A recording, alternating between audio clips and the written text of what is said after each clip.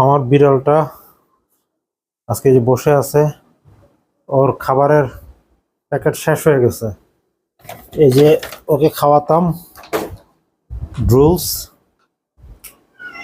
Kitten food, তো এখন এটা একদম শেষ হয়ে গেছে, এতে কিছু নাই। এই যে এখন বিভিন্ন অর্ডার করলাম নতুন খাবারের প্যাকেট, কিন্তু যেটা অর্ডার করছি এটা হচ্ছে ড্রুলস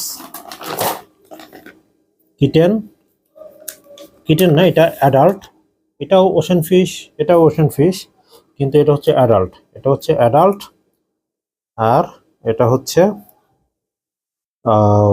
কিটেনের জন্য। তো ও সবসময় এটা খাই অভ্যস্ত, কিন্তু যেহেতু এখন এটা মার্কেট আউট অফ স্টক, আমি খুঁজেই পাইনি, জন্য বাধ্য হয়ে আজকে নতুন এই প্যাকেটটা কিনলাম। এই একদম ভরা, এটা আপনার মনে হয় 3 কেজির প্যাকেট। হ্যাঁ, এই যে লেখা আছে 3 কেজি। আপনার এটা হচ্ছে ইউএসএ ফর্মুলাতে তৈরি করা, তবে খুব সম্ভবত ইউএসএ ফর্মুলা তৈরি করা। যাই হোক, এটা প্রায় 1500 টাকার মতো প্রাইস গেল।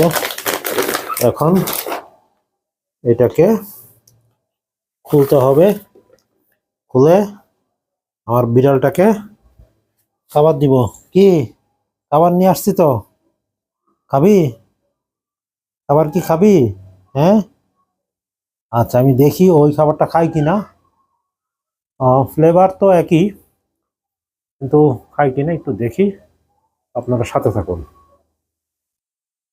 তো আমি এখন প্যাকেটটা কাটবো, দেখি প্যাকেটটা কাটি। ইউএসএ লেখা যে দিক দিয়ে কাটি, ইউএসএ এর মাথা কেটে দিতেছি নাকি?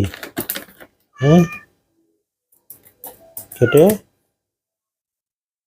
এখন আমরা আমাদের বিড়াল সিম্বাকে খাবার দিব।